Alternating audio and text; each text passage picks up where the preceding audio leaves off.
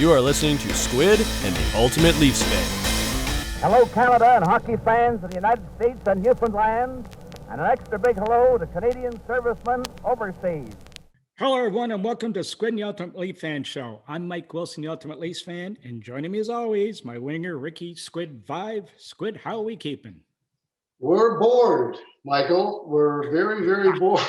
There's not a whole lot going on up here, and it's getting cold. So the walks are getting a little bit tougher, but still managing to do that on a regular basis. And but other than that, again, it's the same. TV, go to bed, eat, get up, eat, go for a walk, watch TV. Anyway, it is what it is. Well, that seems to be the common theme now. People exchanging emails to promote a new show they've seen, to share shows everybody's watching on Netflix or Prime or wherever they're finding these things. So we get emails from people and we're trading them back and forth. Remember, I told you to watch that one I told you to watch with Kevin Bacon, City on the Hill. Yeah, I looked it up. Is it on Netflix? It was on Showtime. Oh, okay. So it'd be on Crave. Crave. So look for that one. There you go, folks. There's a new one for you. Kevin Bacon, he plays a corrupt FBI agent. He's fantastic. Oh. Well, speaking of fantastic, Squid, our guest today really doesn't get any bigger in the world of hockey, Phil Esposito. Yeah, figuratively and his size as well. I mean, the guy's a big man. He was one of those guys that loved to camp out in the slot, and boy, oh boy, scored over 700 goals in the National Hockey League. I mean, he was a big presence for the Bruins when they won those 2 Stanley Cups and for many years. And of course, the biggest of all was the 72 Canada-Russia series. Absolutely. Where he kind of made that big thing on TV, and then they went on and won the series. Yeah, and we're going to get into that with him because just his leadership alone. I mean, Henderson scored a goal, as I'll say, as I mentioned him, but without his leadership, they don't win. And, you know, he's one of those guys who's helped. Of course, we're talking about Phil Esposito, by the way. Yes, exactly. Yeah, and he helped Deb and I with you were at an event with us when we had him one night at our place, and he's did a couple events. And one that stuck with me is during the 2016 World Cup, we had an event with a number of guys. So I had a panel I was moderating with 8 players on it. And when we got into the 72 Summit Series, all the players in the panel started turning to Phil and asking him questions themselves, because we were all basically the same age, but he was older. So we were all, as fans, asking questions of him. And here are all these NHL guys, Dennis Maruk and Bobby Carpenter and Ronnie Duguay and Kuzelinski and all these guys asking him questions. And it was just a sight to behold, and just shows you the impact that really had on us as Canadians and even Americans. Oh, there's no question. I mean, I would love to be able to sit down with some of those guys and talk about what it was like. I mean, going to Russia back in those days when it was still a communist country and everything else, and just what it was like. And it would be great to get the insights into that whole series. Well, he does have a few stories he's going to be able to tell us, and we'll get into that with him in just a few minutes. But we would be remiss, obviously, if we didn't talk about our guys. 7-2-1 after 10. They play Vancouver tomorrow. We're recording this a day before their next game, obviously at home. 7 of 8 points on the road is usually a pretty good thing. Yeah, they've been playing pretty good. They've had a couple of games where they've had spots in those games where things didn't go probably as they would have liked. But the amazing thing is, what about those Canadians? I mean, they're unbelievable. I didn't know if they would be that good this year or not, but I guess the additions of Foley and Anderson, I think the guy, is it Anderson? Yeah. Has made a big impact on that hockey club. And they had some good young players, Suzuki and Kakayemi and guys like that already, but bringing those older good players in, like, well, Foley's not that old, but Foley and Perry. You got Weber on defense, who played his 1,000th game the last time they played, I think last night. Right. They got a pretty strong club. Well, and it just goes to show you too with them. And I mean, we don't like to pump their tires too much, of course, because they are the Montreal Canadiens. But on top of that, management, you have to give them credit. Marc Bergeron, they stuck with him. They let him build his team. They let the team evolve. They let the team grow. And they're maturing now, and you can see the results. The results are starting to show up in the win column. Absolutely. And, well, of course, they got maybe the best goalie in the league, or when he's at his best, obviously, in Price. And then Allen has come in and done a very good job as a backup. I think he's 2 or 3-0. I mean, so it's good for them. But a couple of things. I'm not so sure on some of those guys they brought in, the Maple Leafs, that is.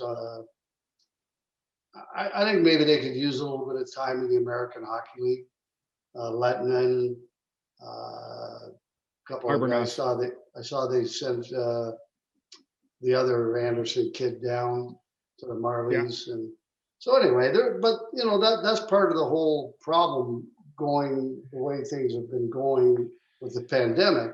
Is you really can't get everything in order, and those guys would already be playing in the American Hockey League and gaining experience over here, and then get a better chance of coming up to the big club and supplying what they can do to the big club. So anyway, it is what it is, and I think, at least from what I see, Toronto and Montreal have done a heck of a job. Well, the thing about it too is, I mean, you're bang on. I agree with you 100%. But the thing is, with a 56 game schedule, never mind, every loss is almost devastating. Giving up that point in overtime is equally as painful. There's no room for on-the-job training. So kids like Lettinen, and okay, he's not a kid at 26. Well, to you and I, he's a kid. But Barbonov, you just don't have. Normally, they would let them play and let them work it out over 10, 15 games, but you just don't have time to do that. So it's almost like foot to the metal, and it's the best players have to play every game, and there's going to be a lot of movement amongst the lineup. Well, look at Simmons is moving up the lineup into the top 6 because he's playing well. He earned it. Yeah, absolutely. I mean, under the circumstances, I mean, you have to look at things a little bit differently than you would in a normal season. And that's right. And unfortunately, like you say, you don't have that much time. There's only 56 games in a short period of time. Every single point counts, very, very, they're all big. Every point is big. And you don't have time to teach people how to, adapt from Europe to the North American style of hockey. You just don't have that luxury when you're going through a thing like this. We don't. And just to give you a notice, I mean, we're going to be, obviously we're pleased with the way the team's playing, and it looks like they're picking things up, and hopefully they can keep the momentum going. But it looks like there's some head-on collisions coming with Montreal in the near future. But just to give you an idea, Squid, where we are in the world we live in today, 10 games into the season, this day in 1993, Mike Gardner scored 4 goals and 10 assists, including a hat trick in the first period, to lead the Wales Conference over the Campbells in the All-Star game. Pierre Turgeon had 5 points in that game also. So it goes to show you where we really should be in normal times, and we're 10 games into the season. Not to mention the Wales and the Campbell Conference, 2 conferences. Well, I love that. Yes, that exactly. no longer exist. And I mean, you know what? It's funny because I remember I played in 3 of those games and wore that sweater, and it was the old orange and black kind of colors, and it was those a lot are great. of fun. It was great back then. But our All-Star games were always on a Tuesday night, and sometimes you played Sunday, sometimes you played Wednesday. So you didn't get it wasn't an All-Star break. It was basically, like I recall, I think I told the story one time, we played out west, Edmonton or Calgary, on a Saturday or a Sunday. Then I took the red eye to Toronto. There were 6 of us: Bobby Mano, myself from Toronto, Dugay, Barry Beck. I can't remember who else. And they had a Learjet waiting for us in Toronto. Put us all on the Learjet, flew us to Washington, and that was my first All-Star game actually. And or no, might have been my second. I can't remember now. No, it was my first. Yeah. And and then I had to play Wednesday back in Toronto. So I mean, it wasn't really an all-star break. It was a dinner on Monday night, practice Tuesday, get the team picture taken, play Tuesday night, and then I had to fly back to Toronto on Wednesday morning and play that night at home. So it's not like it is like where they get like 4, 5, 6 days off. Well, the CBA wasn't as powerful as it is today, so that's not going to happen anymore. Yeah, the CBA, but that was all because of one individual. Why it wasn't as strong as it is today, and we all know yes, who that exactly. is. And we'll save that for another show.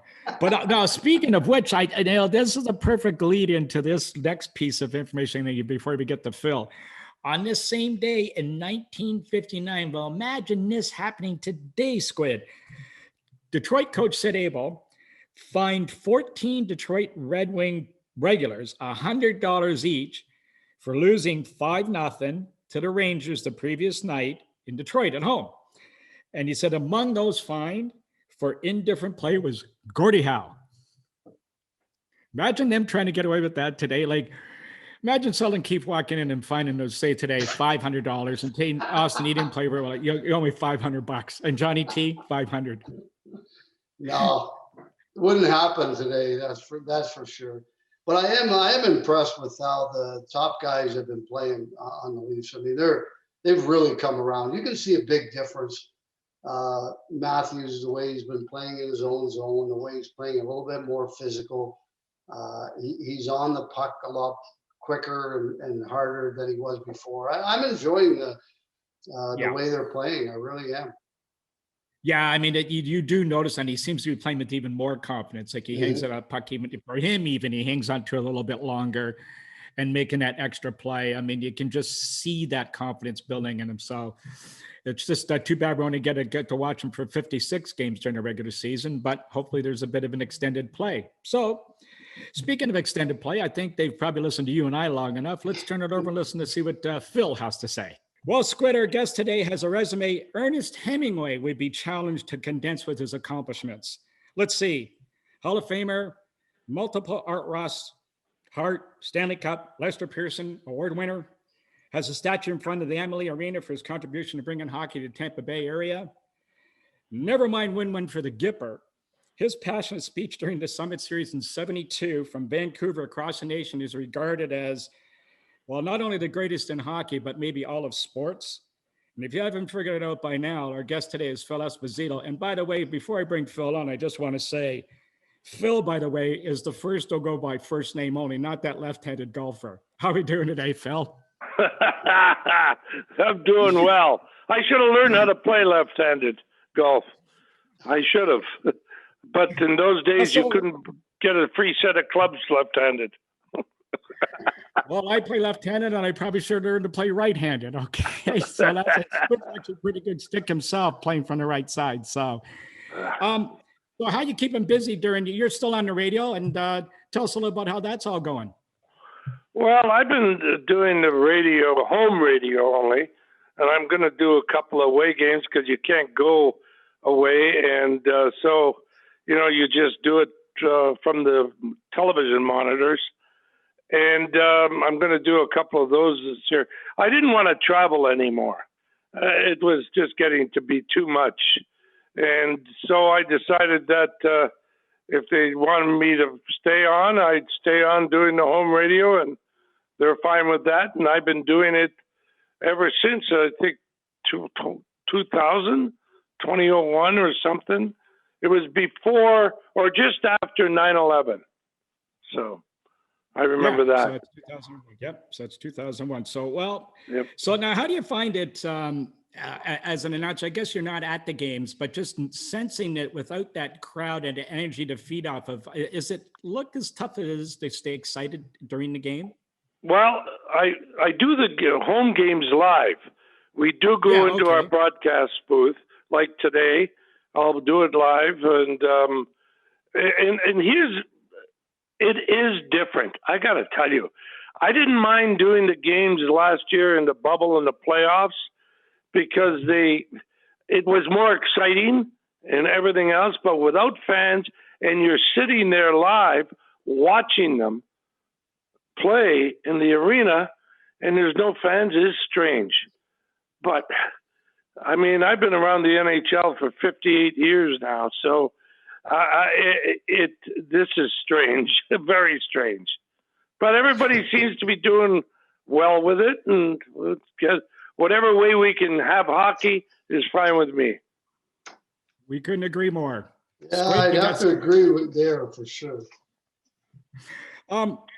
Let's go back to, let's see how your memory is here, Phil. We're going to go back as a kid growing up in the Sioux. You were convinced. You were always convinced. Now you said that. I'm being positive here, by the way, Phil. You were convinced that you could make it in hockey, but maybe your dad didn't feel the same way. But you just seemed to always been very confident. A good leader. Where did that sort of come from, and how did it develop when you was a kid? I really don't know. I mean, I wasn't a guy that enjoyed school. I must admit that.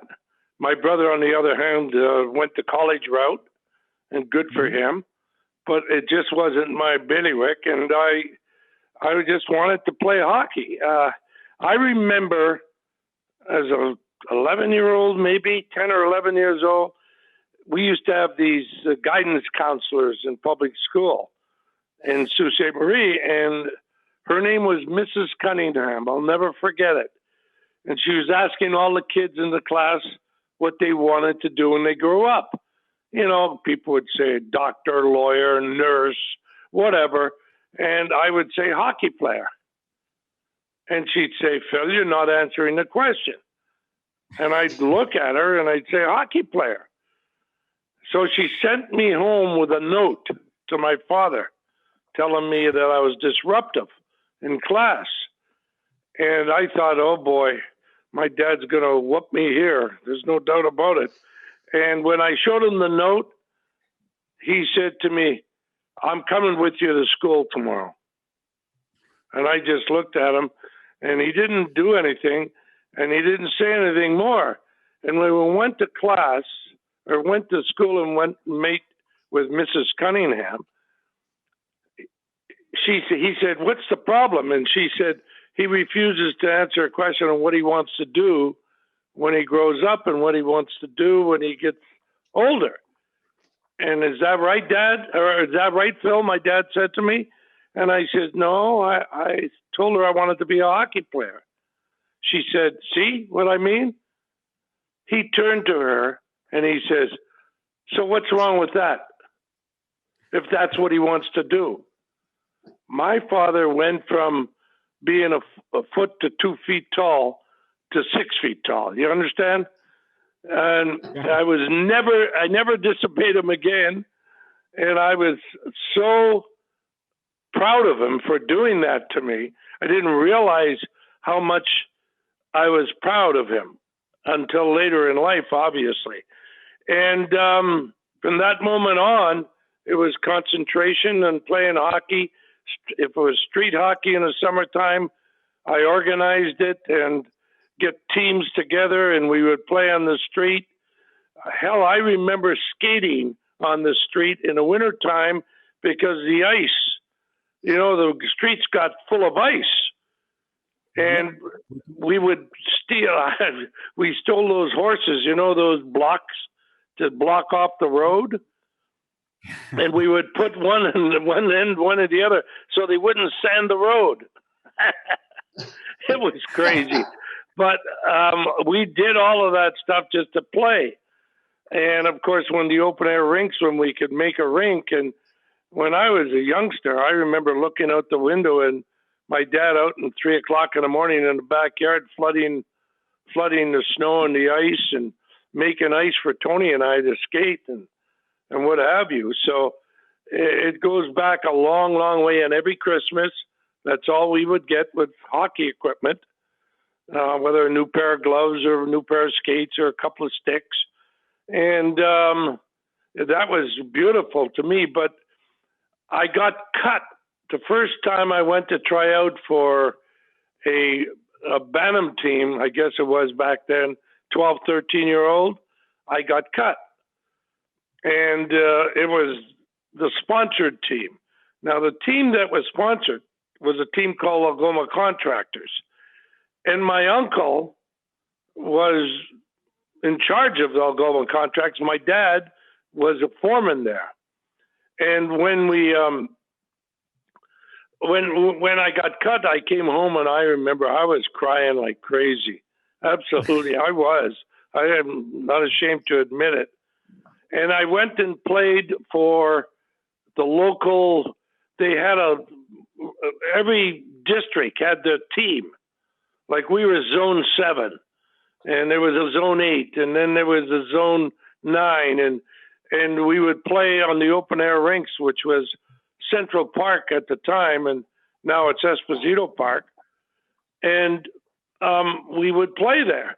And in the finals, we lost out to the Algoma Contractors, and they were allowed to pick 3 or 4 players up, and they picked both Tony and I up to go, and we won the All-Canadian Juvenile Championship. That's what it was, juvenile. And from that moment on, it seemed I was on my way. But I didn't make junior hockey until I was almost 19. And when people think of that, and I think about that with guys making it 16 and 15 and what have you, and I was almost 19 years old, and I was driving truck and bulldozers and Euclids and what have you in the steel plant, and I was been working there since I was 17. I figured I was going to be there the rest of my life, but I got invited to go to training camp in St. Catharines. Rudy Pillis owned the team. The Blackhawks had won the Stanley Cup, and I was invited to go down to training camp. And I'll never forget, I'm skating around, and Rudy Pillis goes, "You, Fatso, come here." And I waddled over to him. He says, "How much you weigh?" I said, 230. He says, "That's too big. You're way too fat." And I looked at him, and he says, "You want to play? You want to play for the St. Catharines team?" It was the Teepees then. Yep. And I said, "Yeah." He said, "I'll give you $60 a week. If you go home," and this was in August because it was like rookie camp, "you get back here October 1st at 200 pounds, and I'll give you $60. I went home, and my mom, I never ate pasta and bread and pizzas. I was on the round steak diet and anything else. And I show up at the big training camp in the juniors, and I weighed 201 pounds. And Rudy said, "You didn't make it." I looked at him. I said, "Come on. I did whatever you asked of me, and I did it." And he looked at me and he says, "I'll tell you what I'll do.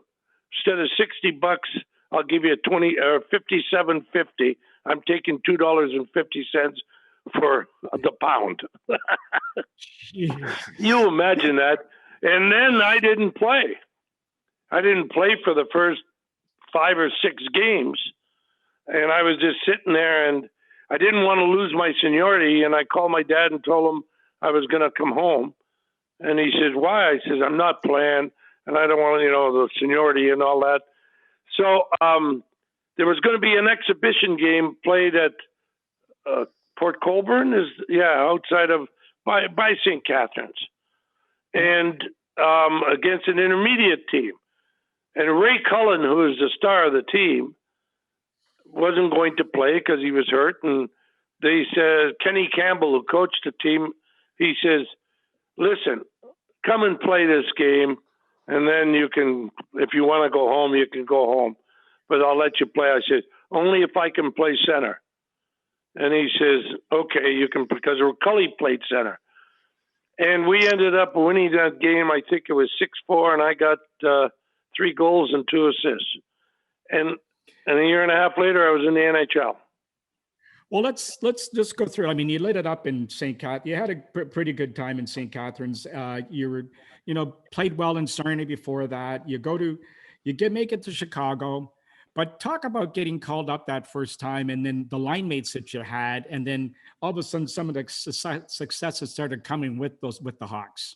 Well, I was in St. Louis in the old Central League, and I had 80 points in 40 games. And it was January 16th. Murray Hall. Remember Murray Hall, Rick? Yeah, sure do. Murray got sent down to St. Louis. Squid's younger than us. He won't remember. Murray Hall got sent down to St. Louis, and I got called up.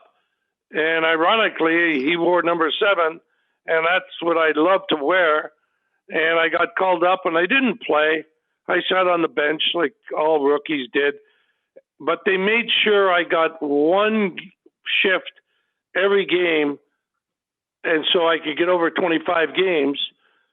That way I wouldn't be eligible for the Rookie of the Year the following year if it happened, right? And in fact, Roger Crozier won the Rookie of the Year the following year. And I was with Roger in St. Louis. And I ended up playing on a line with Bobby Hull and Chico Mackey. Billy Hay went with Eric Nestorenko. You remember those guys? Yeah, we heard of Hull before. Oh, yeah. Yeah, Chico was a kid from Sault Ste. Marie also. Yeah. And we just clicked. And I got to tell you, Bobby Hull probably taught me more about life and about hockey than anybody else ever. He was just great with me. I got in trouble with Billy Ray a couple of times, and Bobby bailed me out. He and I missed a plane one time coming from Boston, and we had to pay our own way back, and I didn't have the money, and Bobby paid for the ticket. And when we got back, and Bobby was my roommate, and Billy Ray was just livid with us, but he couldn't do much because Bobby was with me. And I made sure I stuck close to Bob. Now, Phil, come to, like, after a couple of years, you guys are clicking very well. Now, you've never been shy about voicing your opinion. So you were, your team was just on the verge, but couldn't get over the hump. And all of a sudden, that fateful day all of a sudden came where players hear those words they don't want to hear. And we've used this one before with guys, those 3 words, and it doesn't mean I'll have another one. It means you've been traded and you're off to Boston. Well, let me tell you one funny story, though. We were in Toronto, and we were losing, I think it was 5-2 or 6-2, and I hadn't even got a shift. And they sent Makita and Billy Hay, who were the other 2 centermen, to get dressed and make sure they caught the train going back to Chicago. And Billy said, Esposito, you go out there. It was like 2 minutes left in the game. And I turned to him and I says, would you like me to win it or tie it? He said, sit down, smartass. I said, no problem. Well, that was the beginning of my problems with Billy Ray. And the following year, I ended up scoring 20 goals. I think I had 23. I can't remember right now, but 21. It was over 20 because the 3 years 21, okay. And I scored 20 goals each of the years there. And then I get the notice I got traded. I knew I was going to get traded because when I went in to get my expense check, and Rick, you could relate to this maybe. I went in and the secretary said, listen, Mr. Ivan does not want to see you. Here's your check and pack all your belongings. You probably won't be back here. And I said, oh, gee, okay. And then I was told, Bobby Hill called me to tell me I was traded. Nobody else. Bobby. And I said, are you serious? He said, no, you got traded to Boston. Well, I was in shock. And Milt Schmidt calls me, who is the manager, offers me $8,000. I was making $7 with the Blackhawks, but we went to the finals that year and lost to Toronto. And then they went on to win the Stanley Cup. We lost to Sawchuk and Bauer, and those two guys were unbelievable. And I told him I wanted $10,000 plus all these bonuses, and he says, "We can't give it to you." I said, "Fine." And I was gonna quit and stay working at the steel plant. I had just gotten married, like an idiot, and I thought, okay, I'm gonna work in the Sioux the rest of my life and fool around, play hockey, but work in the plant. And I was at my brother's graduation when Milt called my mother. My mother said, "You've got to call him right away." We were playing softball, and at second base was a keg of beer. So if you got to second base, you had a shot of beer.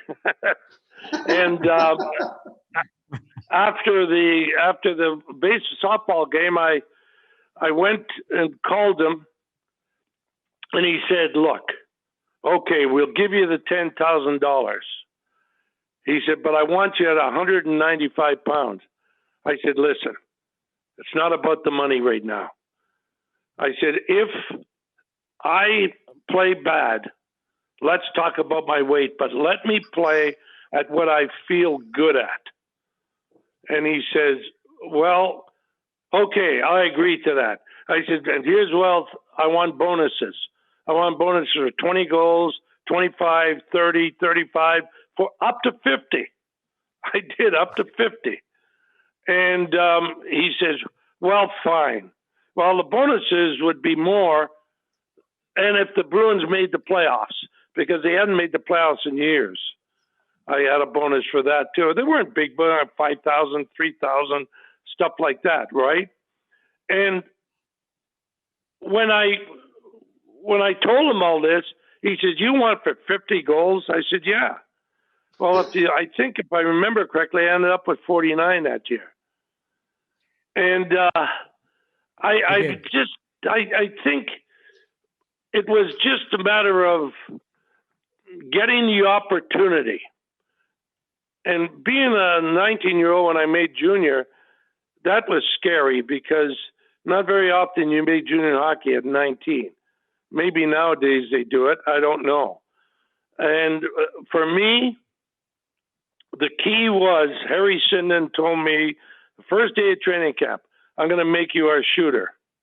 I said, "What does that mean?" He says, "I want you to play this slot area." And he circled the slot from the dot to the top of the face-off circle, hash marks on the other side. And Bobby had told me years ago that was like a funnel, Phil. If you got the puck at the top of that face-off circle, don't even think about passing. Shoot it. And that's what he said to me, "Shoot it." And I says, "That's fine with me." So when I was in Boston, that's what I did. And Harry was smart enough to get me two players to play that could work to get the puck out. My first year was Ronnie Murphy and Kenny Hodge. And then Tommy Williams, the only American back then, played left wing with Hodgie and I. And then Wayne Cashman was brought up, and that's when we took off. Well, Squid, you can relate to all that as a 19-year-old coming in and playing pro. Yeah, and I hope you had those bonuses for the next 5 years after that, because you went on a tear, Phil. And I still remember you parking yourself in that slot, and nobody could move you out of there. And I mean, watching you just. Well, you know what it was, Ricky. You did it too. What you do, and I don't understand the guys nowadays being right on top of the goalie. I don't understand it. I'll never understand it. They can screen from a little bit further out. Mm-hmm. Where the hell do the rebounds go? They don't drop right down front usually. I mean, if you move out a little wee bit, you've got a better opportunity to score. And so that's where I stayed. Hash marks in, hash marks in. And that was my whole theory on how to play. Well, it worked out pretty good, I would say. And then, of course, you Yeah. had that big year where you held that record of 76 goals until some scrawny little kid named Gretzky came along. Yeah. By the way, the other day, he turned 60, Wayne, and I That's right. text him and I says, "Congratulations on getting into the old folks home. And by the way, this is one thing you can't catch me on." Now, Phil, I want to ask you, you're Boston. Everything seemed to fall into place for you guys. You had a guy wearing number 4. I think that was an okay player. There was a couple of things I want to ask you. You are very confident at Hockey Cubs, and you guys were very, very tight. You made a comment after you guys won the Stanley Cup, and I don't know if you remember ever saying this, but with your memory, I'm sure you do. You said 3 years ago, I said we would win this Stanley Cup. You know why? Because we have a team that stays together. Now, what was it about the team that bonded so well together? Well, here's what it was. We made the playoffs that first year and lost to Montreal. And I was at the water fountain in the airport, Mirabel in Montreal. And Harry was getting a drink of water in the fountain. And I was waiting because I was going to have a drink of water too. And I said to Harry, within 3 years, we're going to win the Stanley Cup. And he says, "I hope so, Phil." The thing was that Bobby Orr was so dominant. And I watched this guy. I watched this guy at training camp. I watched him in practices. I watched him in games. And I would sort of get myself in a position because sooner or later, he'd get me the puck or somebody would get me the puck. And I would go to positions and areas where they could get it to me. And my whole thing in my life was don't miss the net, no matter what. That's why I think that's one record of mine that'll never be broken. 550 shots on net that year. I scored 76 because I just shot. I remember one game against the Rangers, I had 16 shots. Got a hat trick, but I should have had 4 or 5, but I had 16 shots. That's amazing. It's funny. There's some guys who don't get that in a year. That brings me to a good story. My first year in the NHL when I was in Vancouver, of course, my roommate in Birmingham at the WHA the year before was Pat Riggin, a goalie who was playing for Atlanta. So we played Atlanta the one game. I had 14 shots on goal and came away with 0 goals. 0 Are you goals. kidding? So how the hell did you do that, Rick? Well, Pat was hot that night, and I didn't hear the end of that until the next time we played them, and I scored 3 on him, and then he didn't say a word after that. That's right. Well, I mean, that's the more shots you get on that, the more chance you get to score. Simple. Well, what's that old line Gretzky uses? You miss every shot you never take at the net. Yeah, Okay, that's so right. if you don't shoot, if you don't shoot, they're not going in. Now, Phil, that club of yours was a cast of characters. I mean, there could be a movie done on that team. Oh yeah. Crazy, crazy guys. Derek was something else. I asked Derek one time. I asked Sanderson one time, I said, "Derek, what's with all this stuff you're talking about?" And he said, "Look, Bobby Orr gets all the publicity because he's the best player. You get all the publicity because you're a scorer. Me, I got to find a way to get publicity." And he I sure read a did. story on him.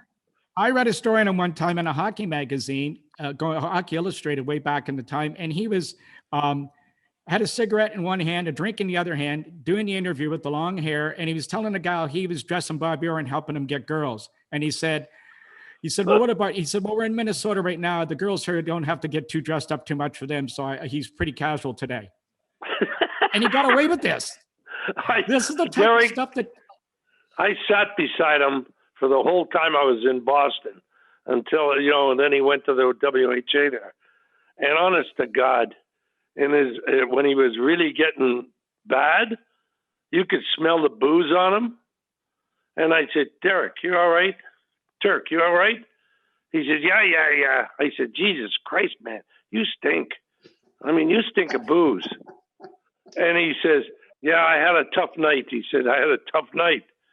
But he went out there, and I remember he got into a fight with Orland Kurtenbach, who was one tough son of a bitch. And Derek held his own. And I couldn't believe it. In between periods, I said to him, what made you take on that big goof? And he said, Phil, this guy was giving me a little checks here, a spear here, so I had to do something. And I thought, he's not afraid of anything or anybody, and he's going to do what he has to do to become famous. And that's what he did. Well, now you guys, as some of the other bonding stuff you had, maybe there's a famous story of you being kidnapped from the hospital for a team end party. Yeah. Where the boys really treated. Now, why don't you tell us that one for some of the listeners? 1973, we played a 2-3 series for the first round against the Rangers. And in the first game, I cut across the blue line, and I see Ronnie Harris coming. But I couldn't go to my right because Jim Nielsen was there. I couldn't go to my left because there's where he was coming. If I stopped, there was guys coming back checking on me. It was Peter Stamkowski. So I tried to cut across, and Ronnie Harris used to go really low, and he got me in the knee. So they carried me off, and I went into the medical room and shut the door. And I thought, if I could do a deep knee bend, I'll be fine. Well, I went down, and I never got up. And I got operated on, and we lost out. It was April the 6th when I had the operation, and April the 8th, I think we lost out. And Bobby comes in about 11 o'clock in the morning, and he said, Wapo, we're going to take you to the party tonight. And I said, what? And my wife was there, and she said, what's he talking about? I said, oh, don't worry about it. I said, it's a wind-up party. So, they've probably been already going at it. And I said, don't worry about it.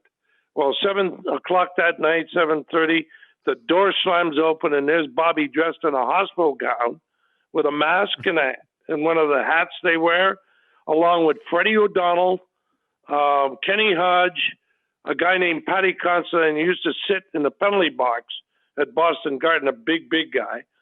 Who else? Dallas Smith.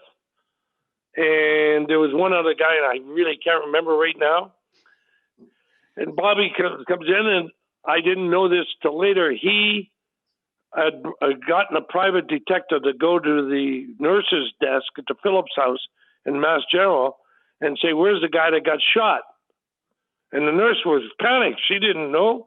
And I was diagonally across from the elevator, bribed the elevator guy, wheeled me at the bed with my leg in traction and a cast from my groin to my tippy toes, and wheeled me into the elevator. We went down to the basement of Mass General.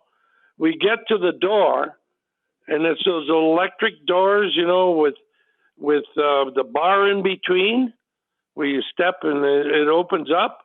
Well, they couldn't get the bed through, so Dallas Smith, Hodgie, and Patty Considine and one other guy, they literally tore that bar out of the cement to get the door open and got me.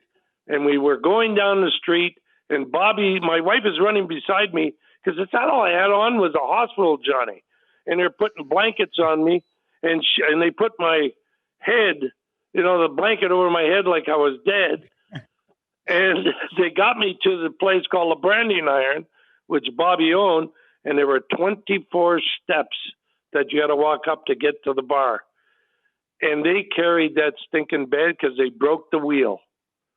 And they carried me up there, put me in the middle of the bar with bricks underneath that one part where the wheel was broken, and put a stinky provolone cheese between my legs and gave me a beer in one hand and a beer in the other and said, let's party. And I'm telling you, it went on for about half an hour, 35 minutes, and I see scrolling across the bottom of the television, says Phil Esposito kidnapped from Mass General. So I tell Bobby, and he goes, holy crap, I better call Dr. Rowe, calls Dr. Rowe, and Rowe said, listen, I'll send an ambulance to get him. Do not try to carry him back, because if he falls, he'll never walk again.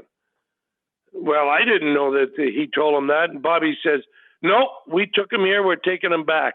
And they carried me back the whole way, got me into the room, and I'll never forget it, because the next day I had to pay $3,800 for the new bed they broke, the door they broke. And Bobby calls me, he says, how you doing? I said, Bob, it cost me $3,800 for this stuff. He said, did you pay it?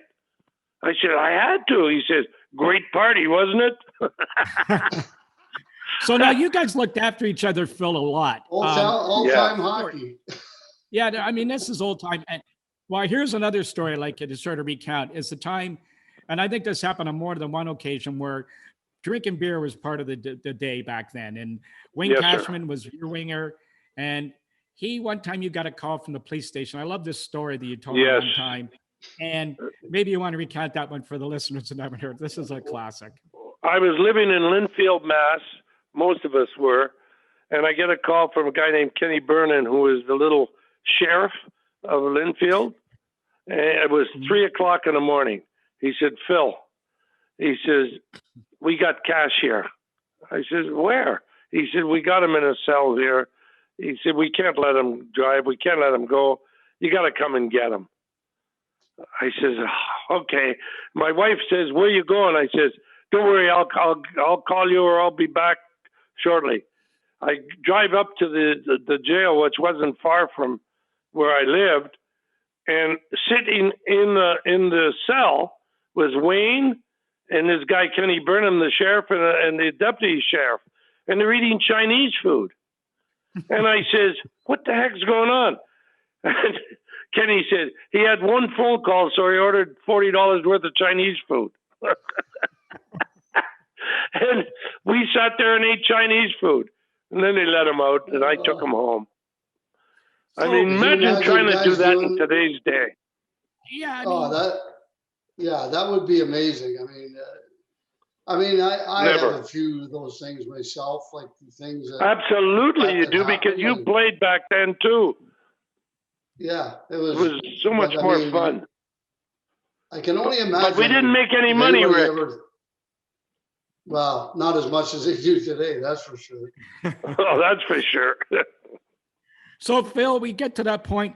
Things are rolling along really well. And I'll set this one up for you as such that, as we talked about before, that all of a sudden that one fateful day, you get the call, you guys are on the road, and you're going to get moved again. But I just preface this by saying that you had turned down a 10-year contract with the WHA team, the Blazers, yes, with $1 million guarantee or $1 million bonus to join these guys.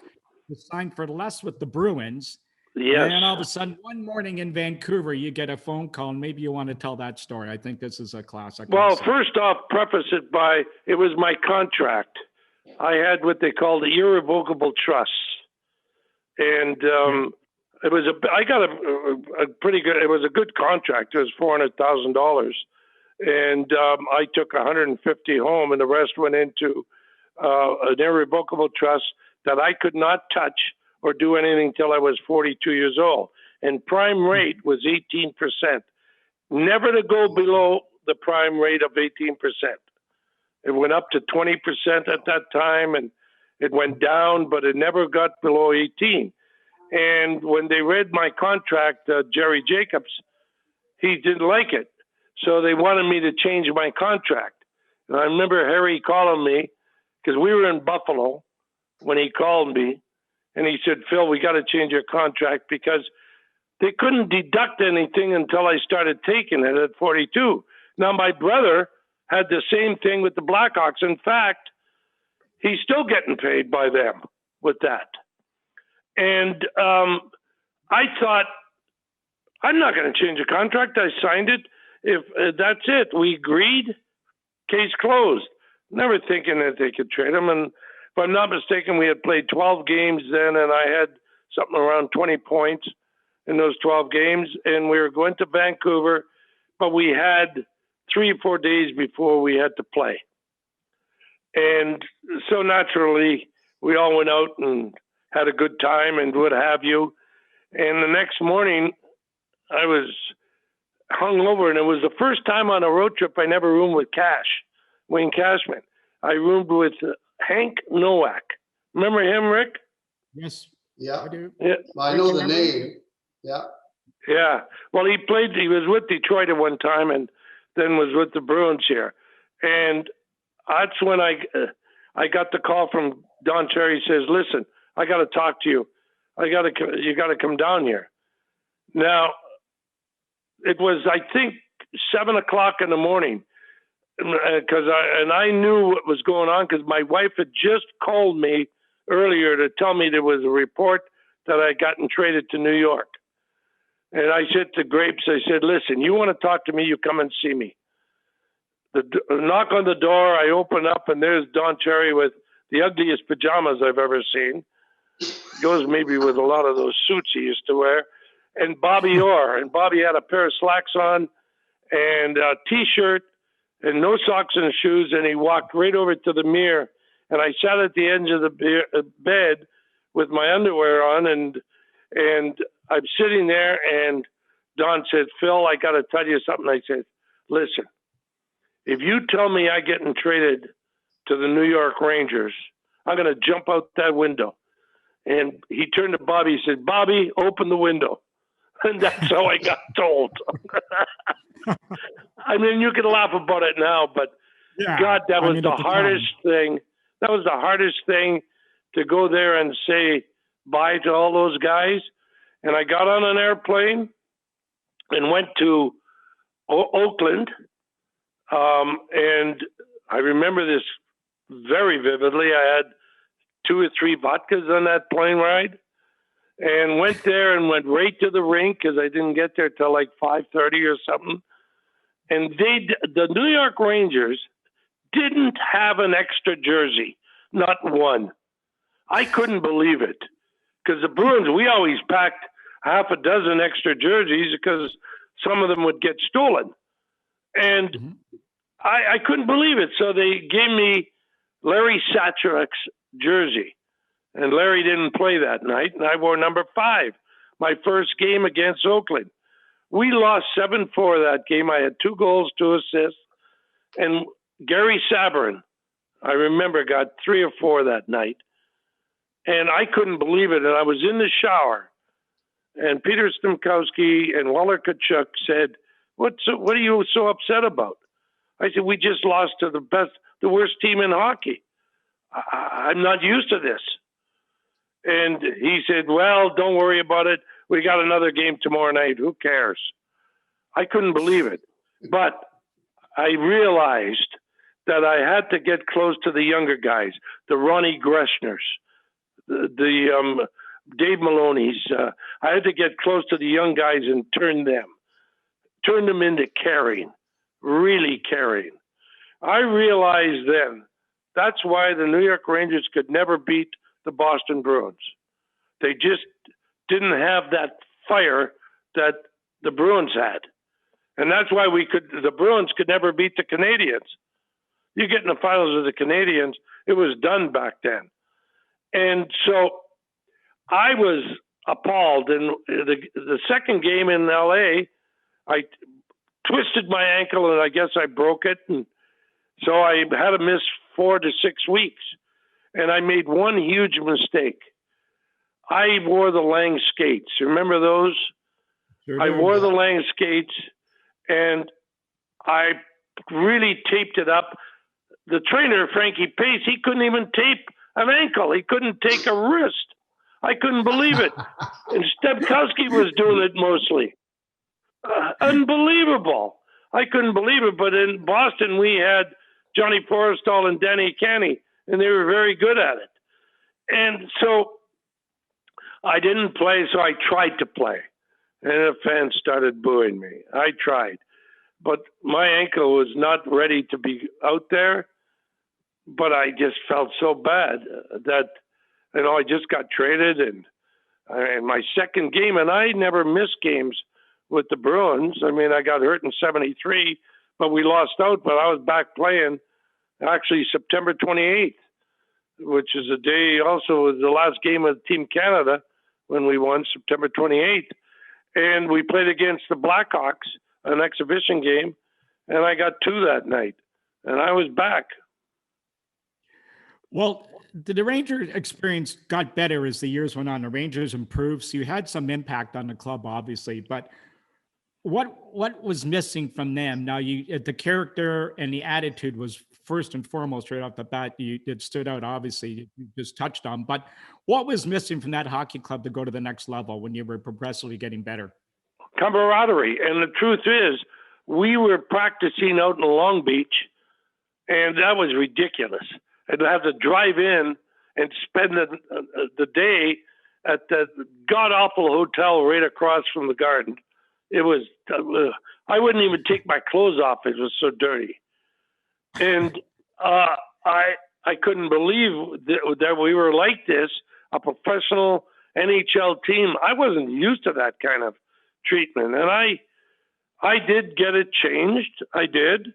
When Sonny Werblin took over as owner, the first thing I did was go to him and I said, listen, we shouldn't be out in Long Island. That's the Islanders' place. We got to be somewhere in Manhattan or somewhere here. And he recommended that all the guys move into the city. Well, some of the guys couldn't. They had families and all this other stuff. Yeah. And we started practicing at Playland Rye. And guys moved in. And Ronnie Duguay came. Donnie Murdoch came. Donnie Maloney came. And I don't know. Things just started to change. Now, I really enjoyed, like Fergie came as a general manager in '76, and I went with him to Winnipeg to talk Anders Hedberg and Ulf Nielsen and to come and play for the Rangers. Mm-hmm. And I'll never forget that trip, too, because it was cold and snowy, and we weren't sure we were even going to make it back. And Fergie got them and talked to them about coming, and then it started to change. And I really give Ferguson a lot of credit for starting that change.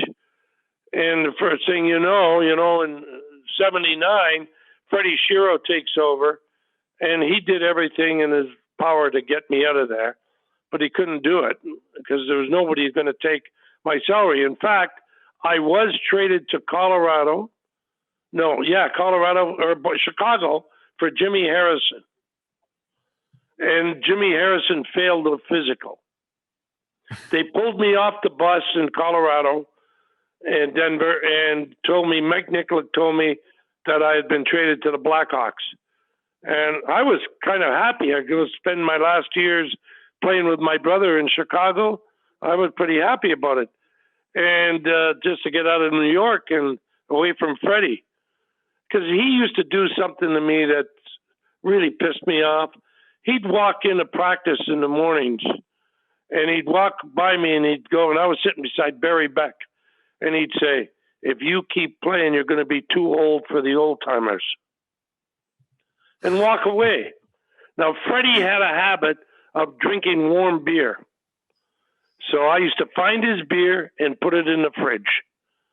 And he'd get pissed and come and say, who put my beer in the fridge? And a couple of times I said, I did.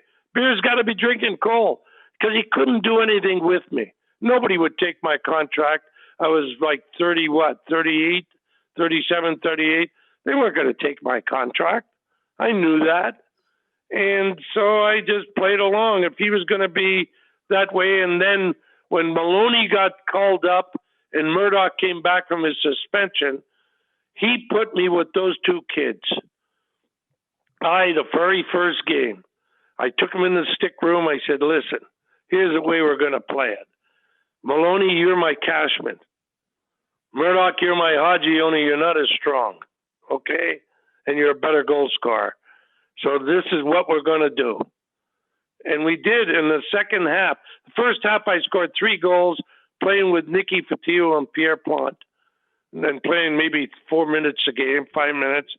And when Maloney and Murdoch got called up, the second half, I scored 39, and I ended up with 42 that year.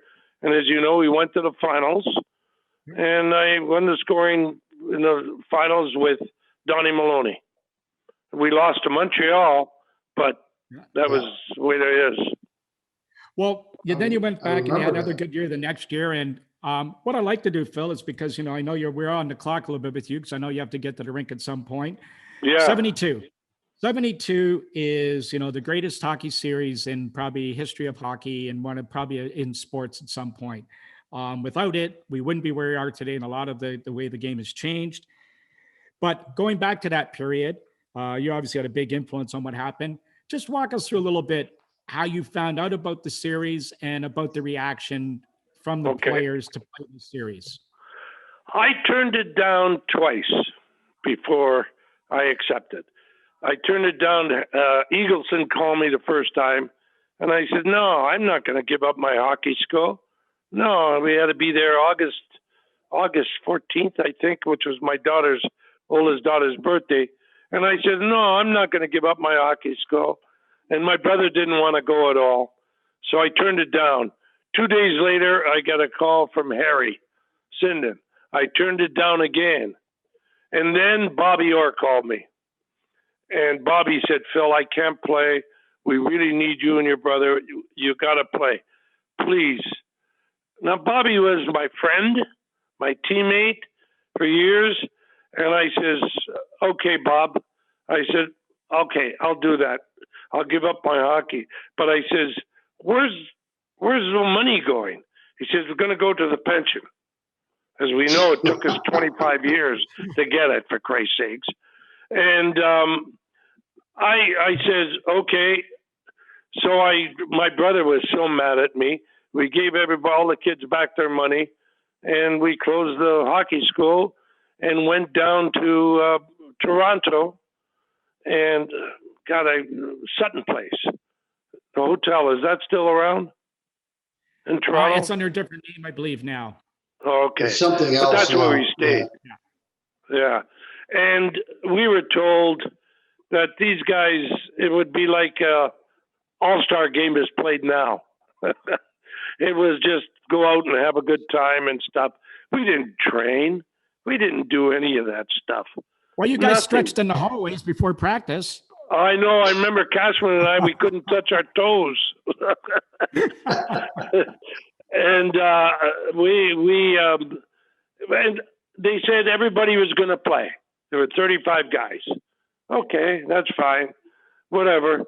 And I got to tell you, that first game, when they skated on the ice, the Russians, with all new equipment, new skates, new gloves, everything, I couldn't believe it.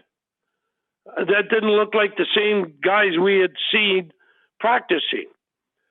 And, of course, as we all know, we got blown out that first game. And I got to tell you, after that game, I was walking to the press conference with Harry.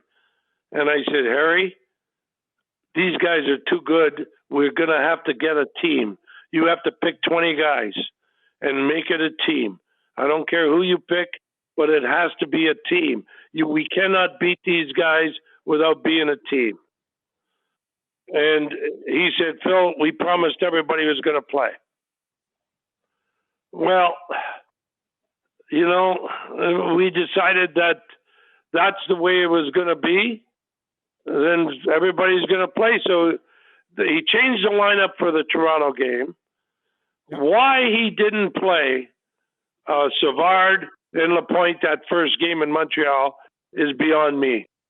Never. So anyway, we win the second game because my brother was awesome.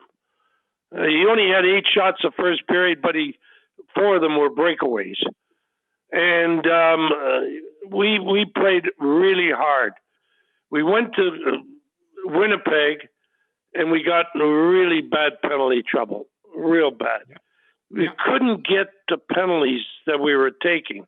We couldn't understand what was going on, and we had some guys that just wanted to hurt people. And we did, and I admit it, and tell you the truth, I would have killed those son of a bitches to win. And That's the way I believe.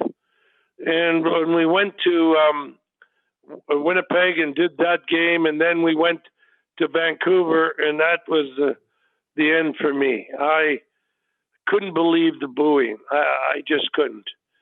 And I was lucky enough to be picked. Phil, let me stop you right there. Phil, let me stop you right there before you go. Okay, so that Vancouver game, obviously everybody knows what happened after the game we lost. Every loss is a disaster, no matter what the score was. And you came on TV. Now, was this I'm building this up here. Was this sort of anger building up in you over the couple games, and then did you just flow it off? Did it just come out, or were you actually thinking of to say something? Just came out.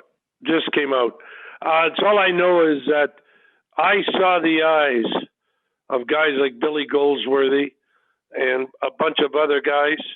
I saw the hurt that they felt of being booed like that. And my feeling was, look, I played in Boston. They're not going to do anything to me. What are you going to do to me? You know what I mean? I'll just say, fine, I'm going home. I'll go back.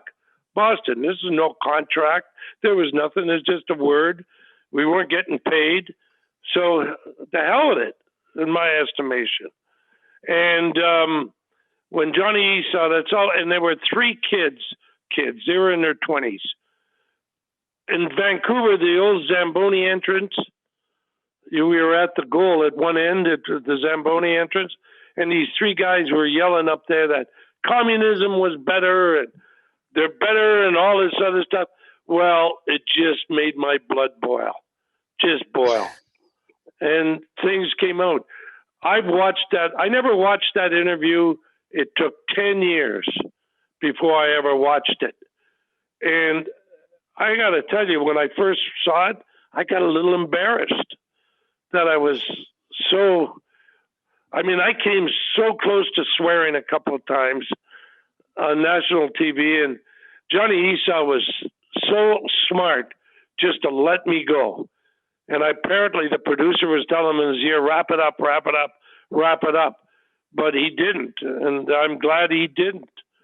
And when we went to Sweden is when we became a team.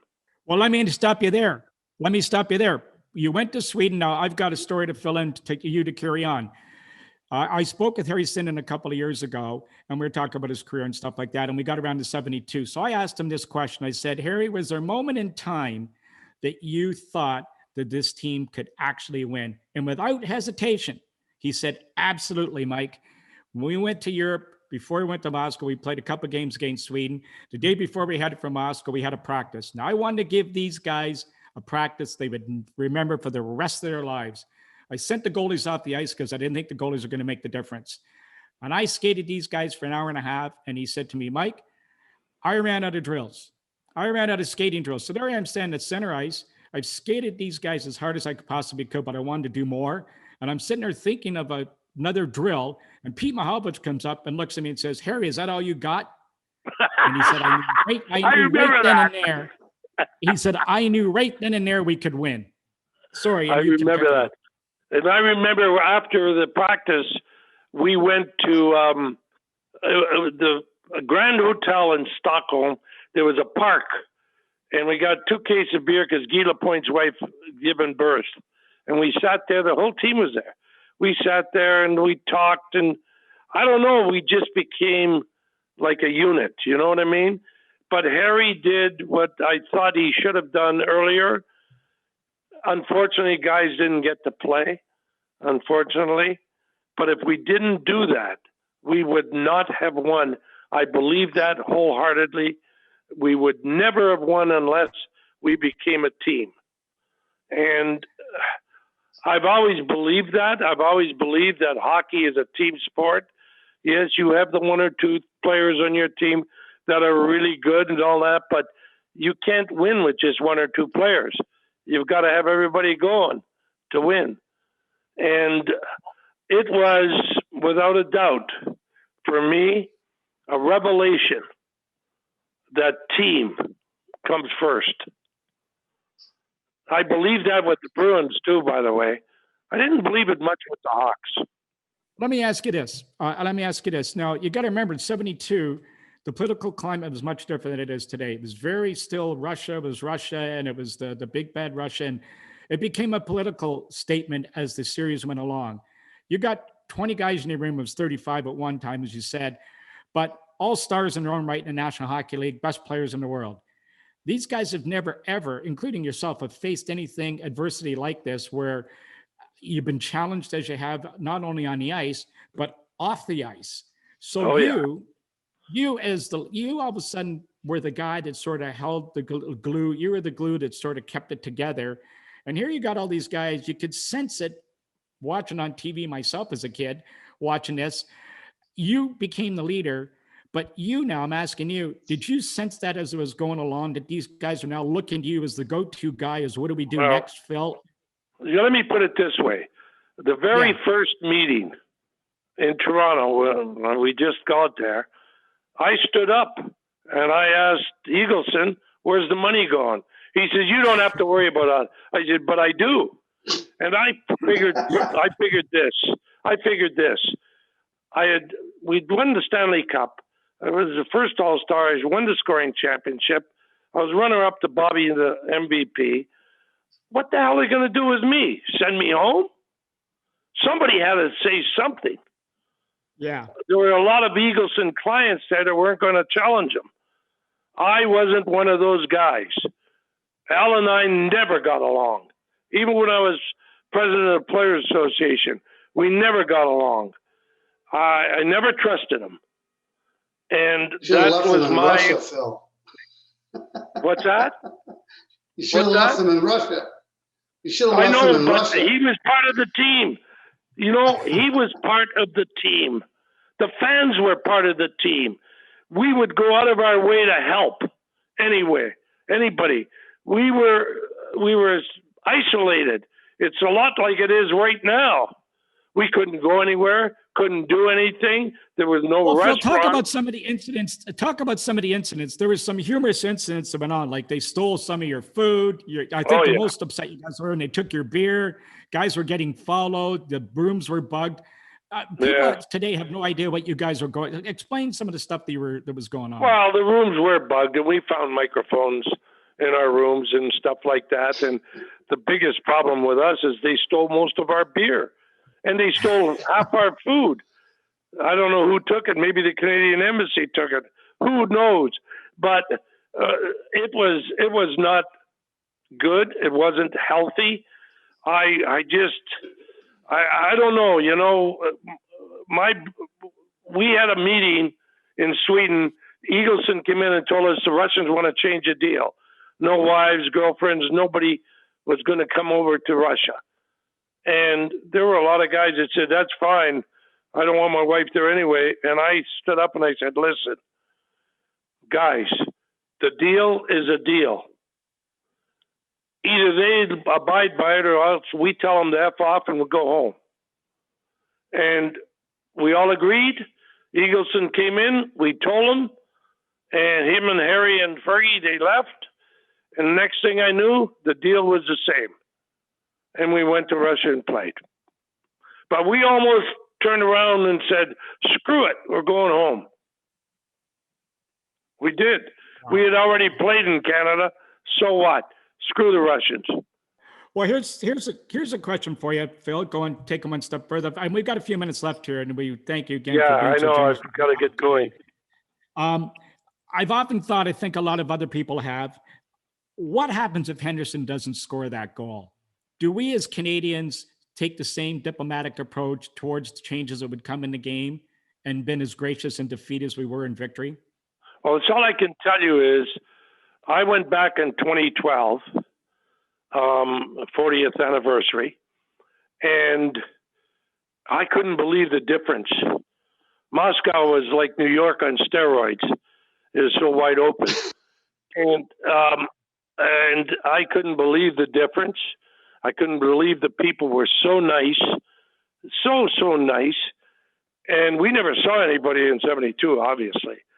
And I don't know what would have happened had we lost that series. That's all I know is a very high-ranking guy in the Putin government at the time said to me, "You guys you helped change the culture and everything else in this country. Do you know they play that 8-game series every year? Every year in Russia, they still do it." And you think do we ever see that in Canada?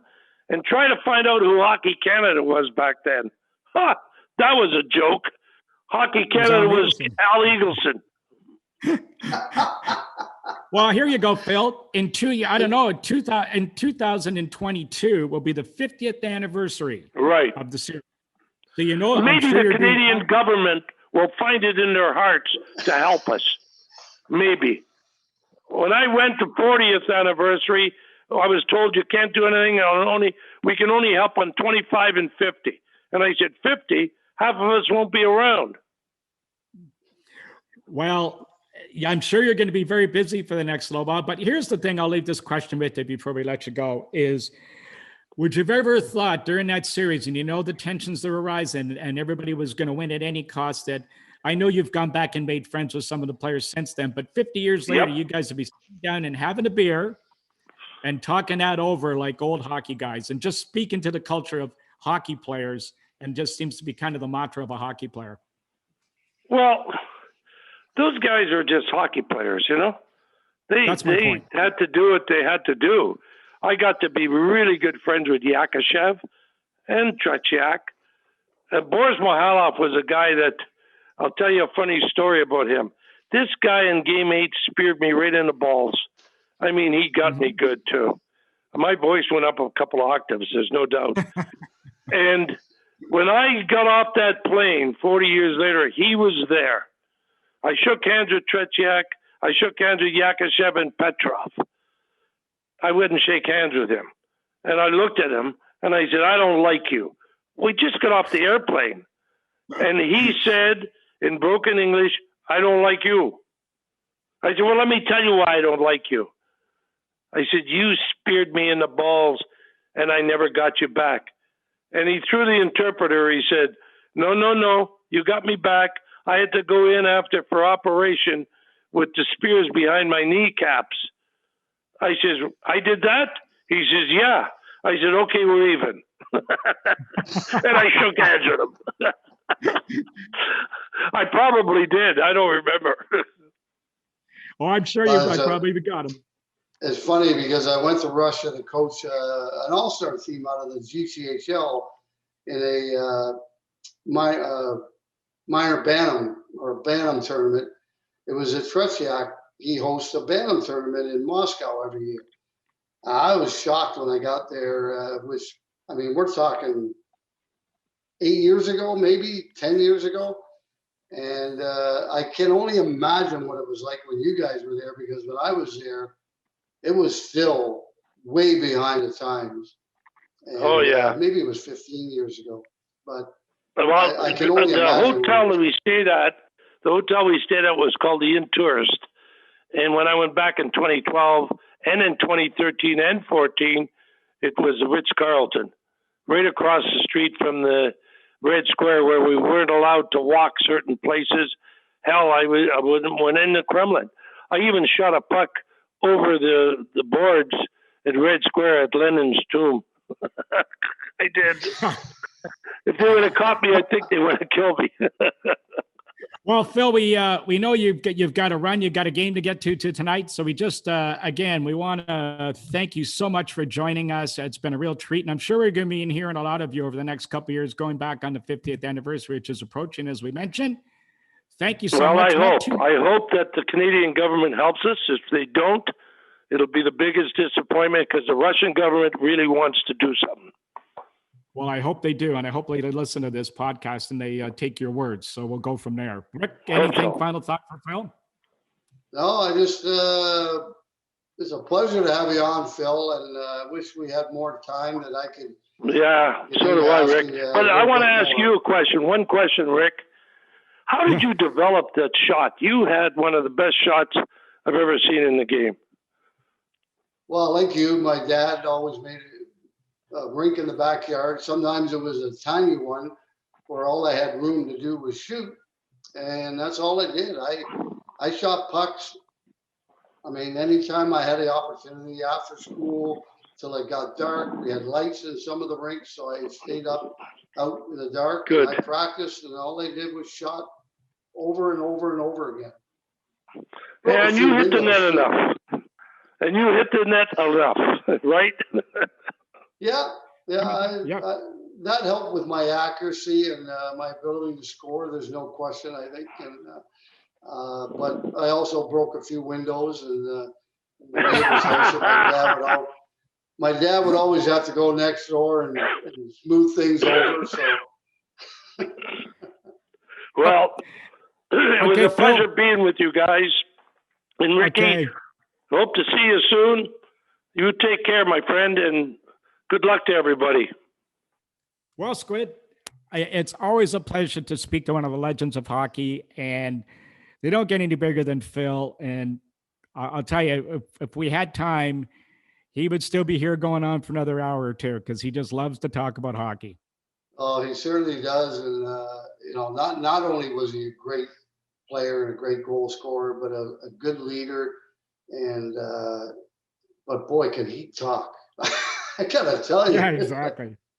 But for me anyway, it's really good to hear those stories that, that before I came into the league, that it was pretty similar to what it was when I came into the league, and so on, and the changes that have gone on through the decades since. And so that was kind of nice. I could, kind of get what he was saying about everything and what was going on between management and everything. Because like I said, don't forget, back then, the owners controlled everything. And like I said, they had Al Eagleson in their back pocket. He made that very clear too.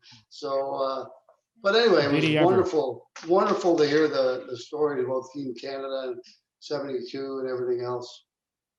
Well, the funny part about it is, and it's not funny, is that the question we asked him was about what made the team special. And we can use both teams, Team Canada and the Bruins.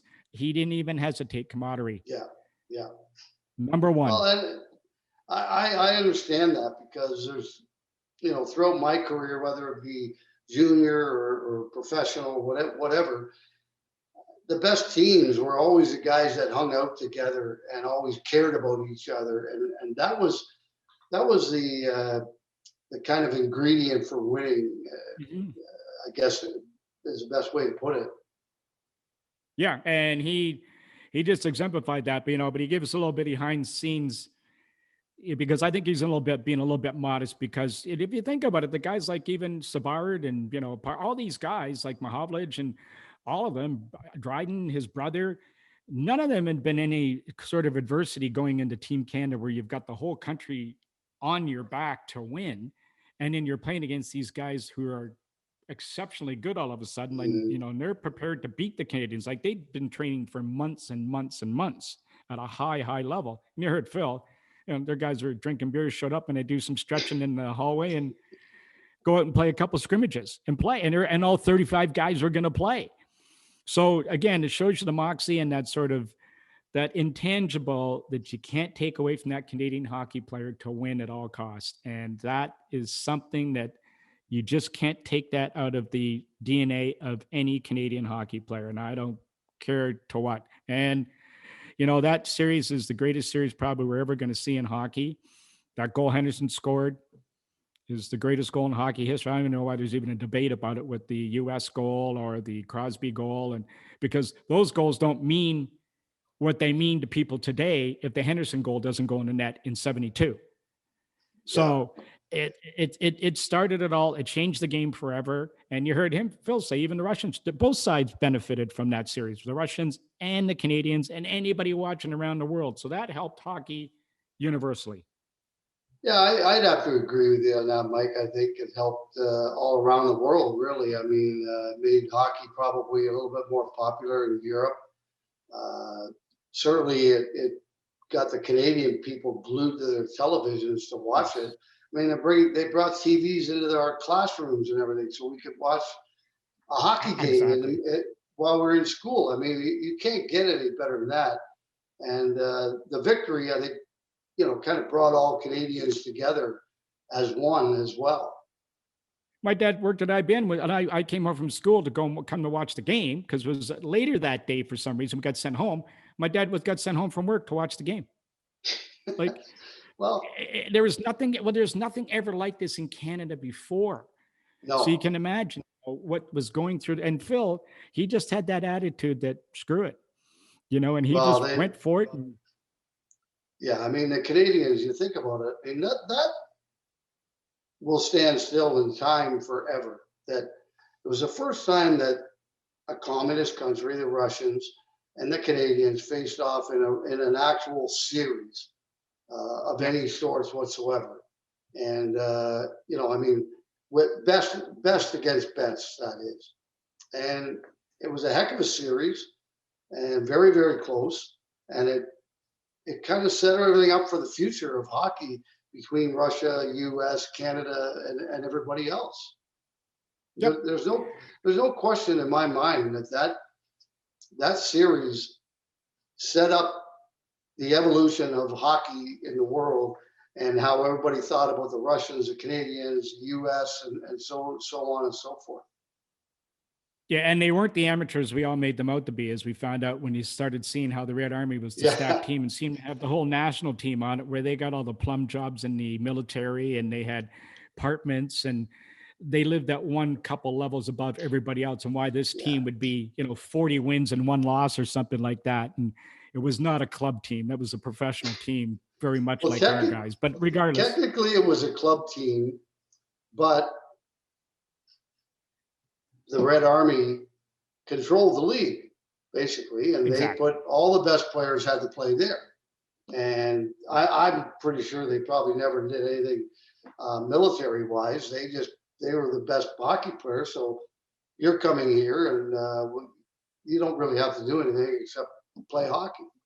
And so that's the way it was back then. And all things have changed, fortunately, for the better, I think, over there. And now they got their own professional league, which is, very, very successful. And like I said, that series changed everything. Hockey around the world. Well, I know when I played in Sweden, on a smaller note, the guys on our team that were in the military, these guys, they would get their regular pay. They could come, they'd never miss a game, never miss a practice. They would get time off to train and to play for club teams they were playing for. And this was all through Sweden. And this went on in Finland and all those Scandinavian countries. So the Russians weren't the only ones doing it. They all were. And as we found out, the game of hockey as we have it today, best game in the world, bar none. And hockey players, the best in the world, bar none. And that brings us to the close of another show. Next week, we'll have another surprise guest for you. We're just still working on it. We've got lots of guys we're going to have for you in up and coming weeks. You can look for us, Squid and the Ultimate Leaf Fan. We'll be on our usual site. Look up Rick at Rick5 on Instagram, Twitter. Same with me, Mike at Ultimate Leafs Fan. Ultimate Leafs Fan, we're out there on our social media, so watch for us.